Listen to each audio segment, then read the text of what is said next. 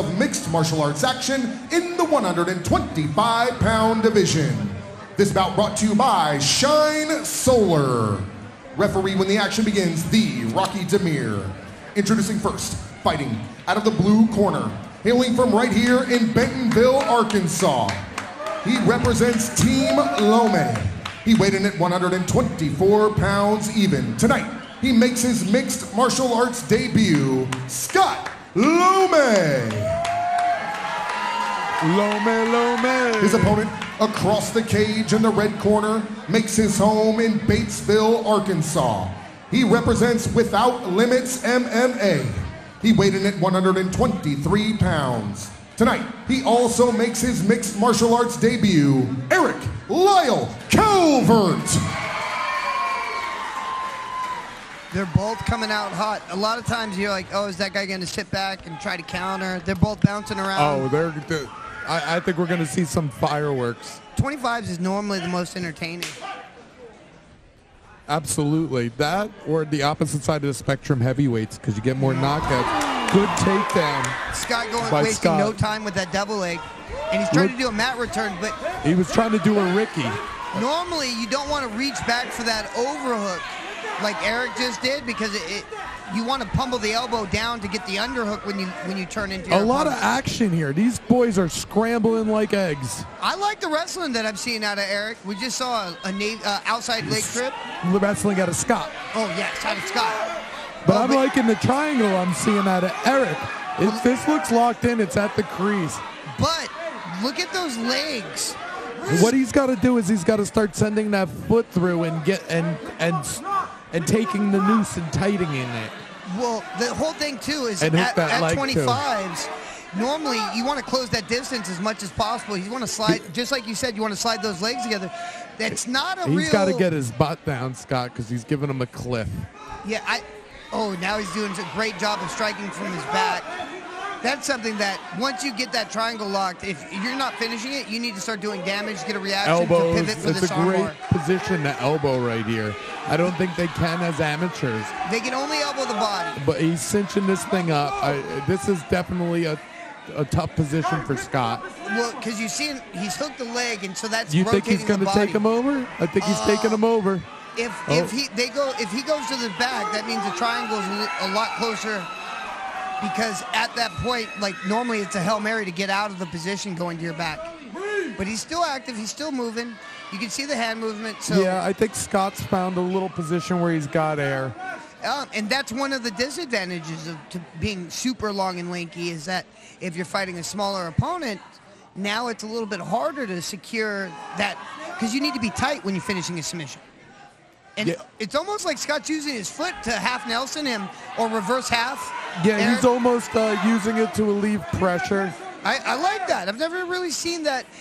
And he's doing it because you can see Erik's elevating the leg, trying to take him over.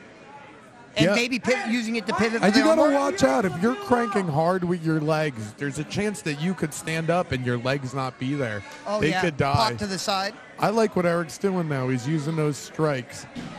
Well, definitely on their feet. Scott needed to close the distance. He did some great takedowns. Ended up getting into the guard, and then you see it. Erik went right to the triangle, has locked it up, and this is where we've spent most of the time in this round now. Let's go, Scott!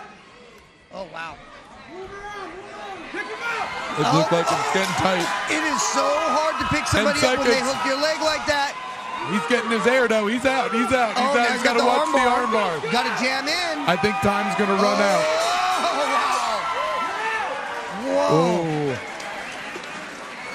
This He is looks a good little fight. wobbled, but look at his legs. Like I said, Erik's legs are out from under him. That's why he's jumping up and down right now to move. activate him.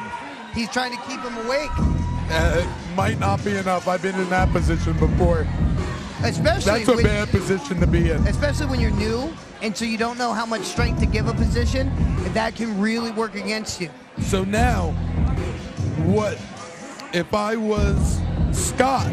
I wouldn't take him down, because that's where he's going to want to be, where he can't use his legs. Well, if I did take him down, I wouldn't want to go into his guard. I would want to go into his half guard and sit on that leg so he couldn't use it, if that happened. Well, the thing about your legs going down, and I'm speaking from experience on this, it's going to throw your strikes off. You're not going to be able to fire off those legs.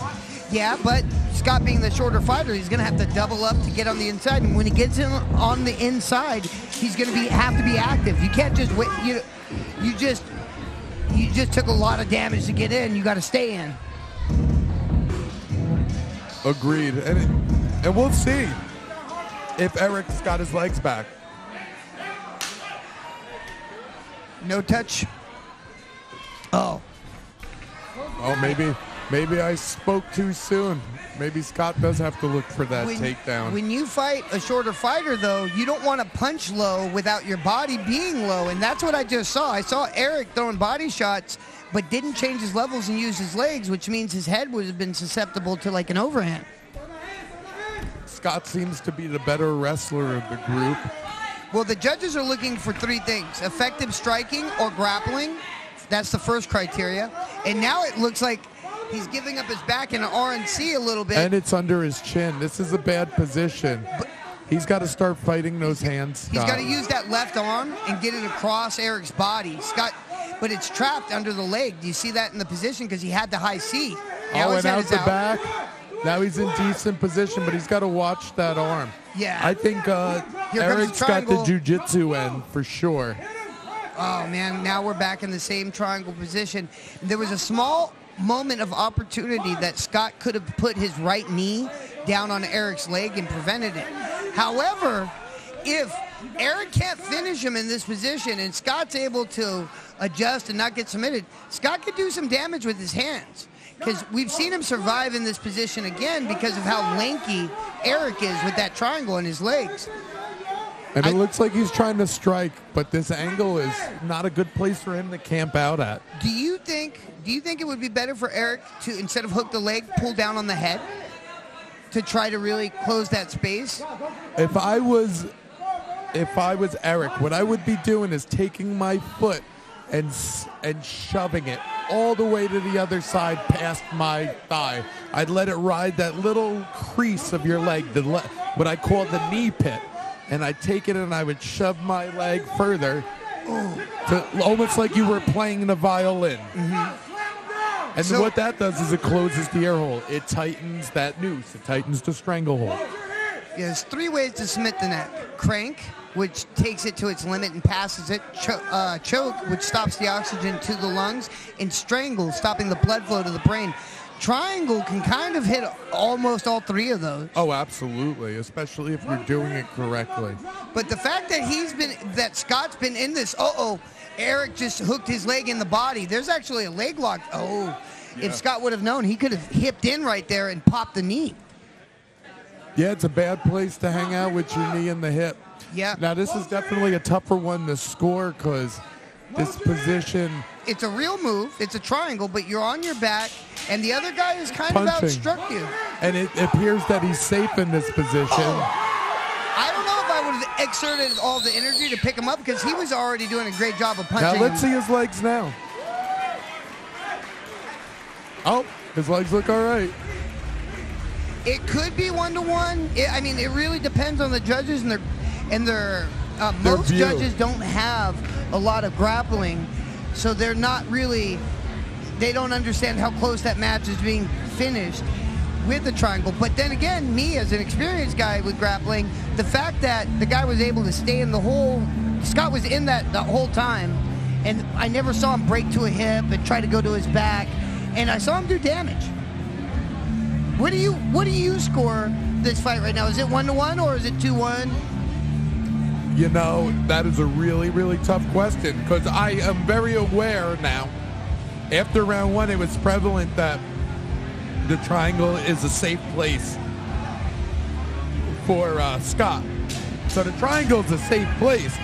And he was able to hang out and throw some strikes. So I'm kind of thinking this is 1-1. I agree with you. But we're not judges right now. And so it could be anything. It could be 2-1. It could be 2-1 or 2-0 to and the other Judge guy. Seed Sacks doesn't even know how to grapple, so who knows? Ooh, nice overhead from Scott. Yes, Scott really needs to close that distance, and we might not see this go to a decision. No.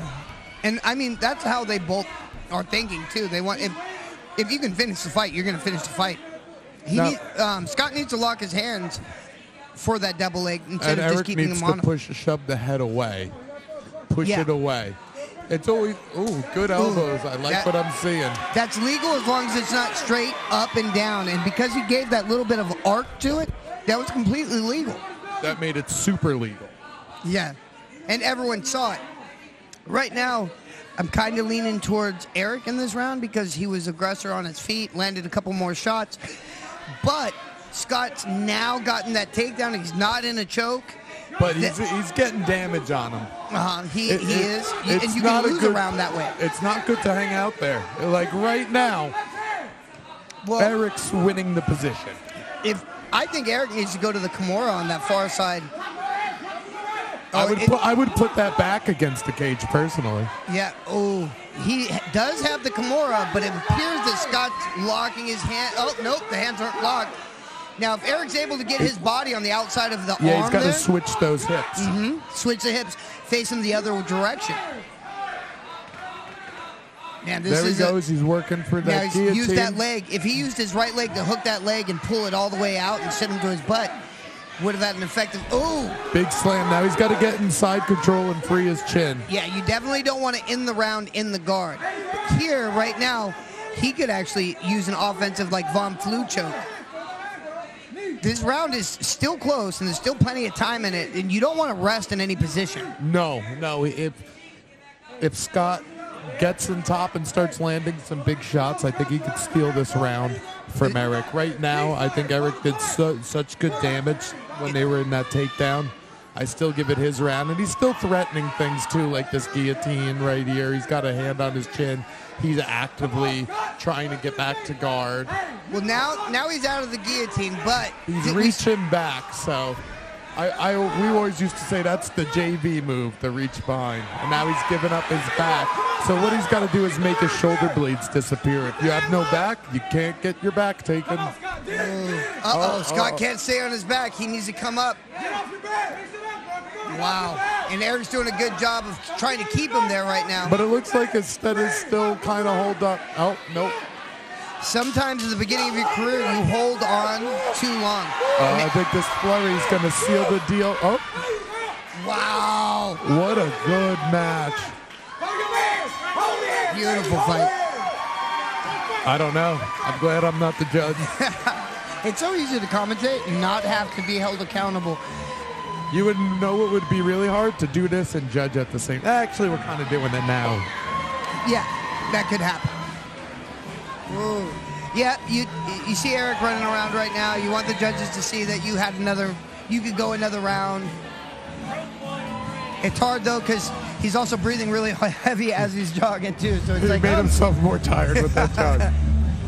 I love it when I see the corners go to shake each other's hands and the other athletes. I think that shows a very good sign of professionalism. Oh, great show of professionalism. Jim Cooley with the official results.